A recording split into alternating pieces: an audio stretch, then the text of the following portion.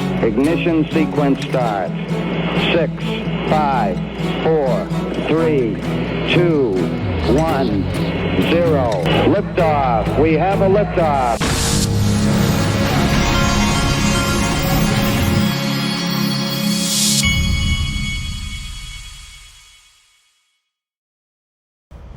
Hey everybody, this is the Digital Asset Investor, and I have both my wife and I've got my 12-year-old in the room with me. In fact, my 12-year-old's taking a shower right now, and you can hear, he thinks that when you take a shower, it's supposed to be like this lounging thing where you go in there, you watch a movie on your phone or whatever. So if you hear a movie playing, it's because my 12-year-old has to lounge like he's an old man while he doesn't, I don't think he lays in the tub, but he takes a shower and he thinks he has to watch like Back to the Future or something while he takes a shower.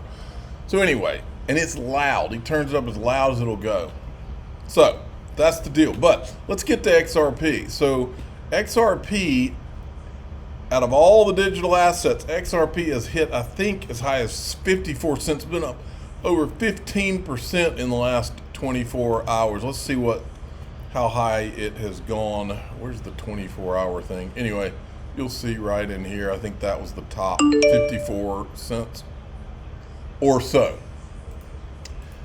Something is causing XRP to surge. eGrag Crypto says XRP has to flip 50 cents, which it did. I feel the XRP monster is hungry for standalone feast and will suck all the liquidity as the only digital asset with legal clarity and regulatory.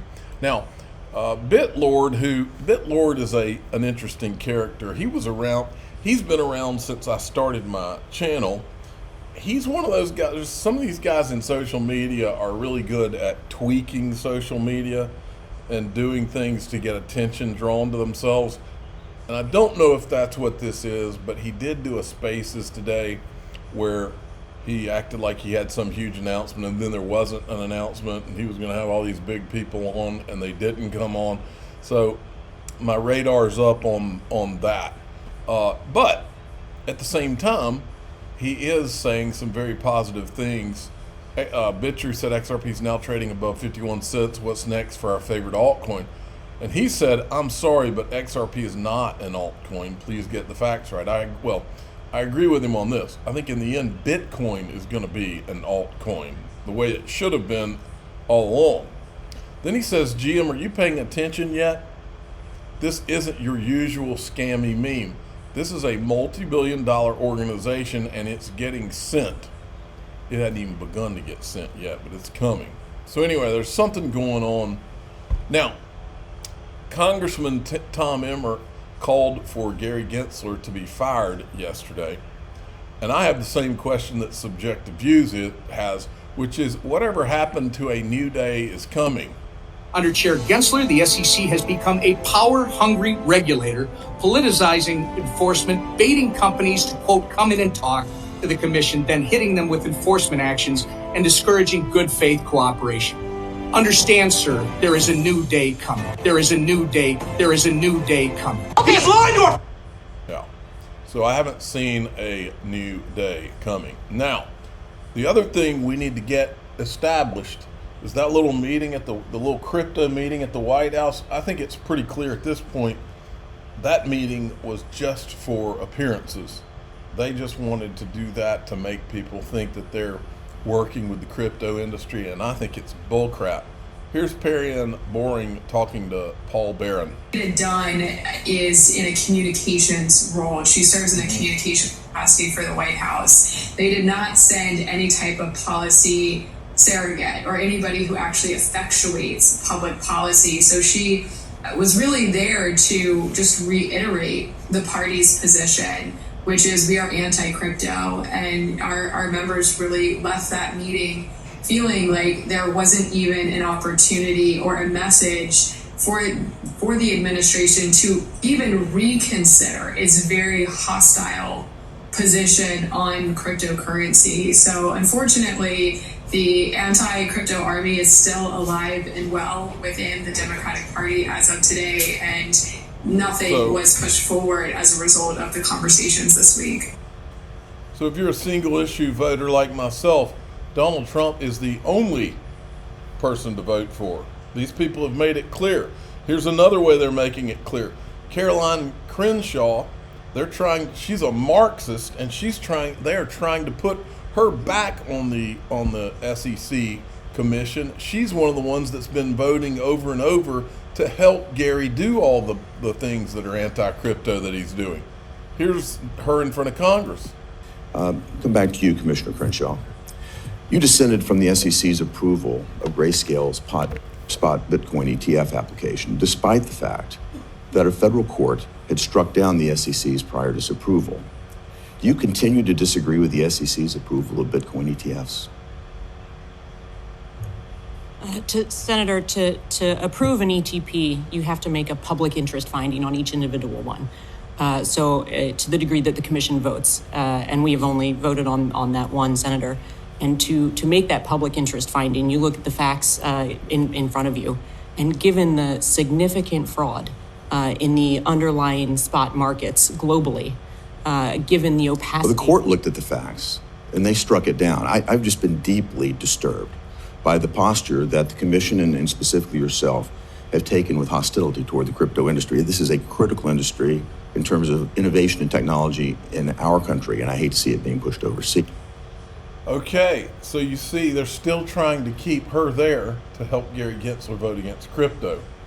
So, and then Cynthia Loomis, who I don't consider to be one of the good guys. She might be pro Bitcoin and Ethereum and maybe Solana now, but I haven't seen her do anything for.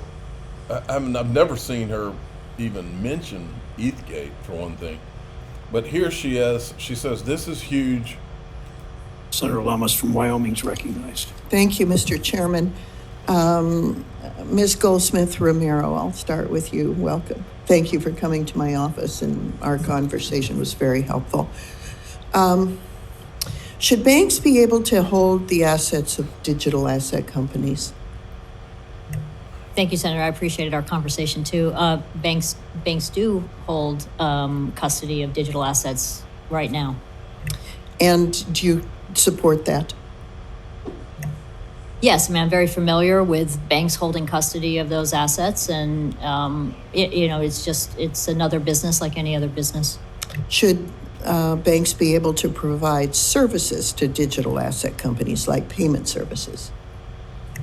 Yeah, I don't think it's the FDIC's role to tell banks what industries or companies they should be providing services to. Well, I appreciate your answer, because otherwise we end up with concentration risk, regardless of whether we're talking about digital assets or oil and gas or any other banked industry. So I appreciate that. Okay, and then we've got Brad Garlinghouse. He's been pretty vocal the last few days. Check this out. This is when Tyler Winklevoss was asking about the missing lecture 18. Brad Garling, and that's Gary Gensler's missing lecture from when he was at MIT. And Brad Garlinghouse says he runs an agency that espouses the value of transparency. In fact, sends people to jail for not providing accurate transparency. Yet somehow he believes transparency doesn't apply to him and the SEC. And then here's Cowboy Crypto. This Francisco is now offering $15,000 to the person who provides the missing session 18 from Gary Gensler while teaching at MIT. The agenda for the class is listed below. We know that Jeff Sprecher and his wife were at that class session, but they have hidden that lecture. MIT, you can't get your hands on it. Then Brad Garlinghouse, the 13th, is today the 13th? Yes. Today is the 1-year anniversary of Ripple winning the lawsuit against the SEC.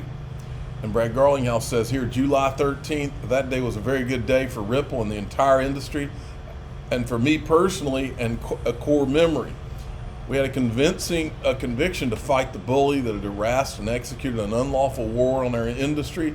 As I said when it started, I knew we were on the right side of the law, and that we would be on the right side of history. In the years since, Gensler SEC has ramped up its war on crypto with the false belief they could smother this technology and industry with failed lawsuits, false rhetoric, slander, and intimidation. They were wrong then, and they are wrong now. And then Stuart Alderati had some reflections too as we approach the 1-year anniversary of Judge Torres' summary judgment decision in the case. First and foremost, it was a watershed moment to find as a matter of law a token, in this case XRP, in and of itself is not a security. This decision led to a spate of others, most recently the Binance case that recognized SEC's gross overreach.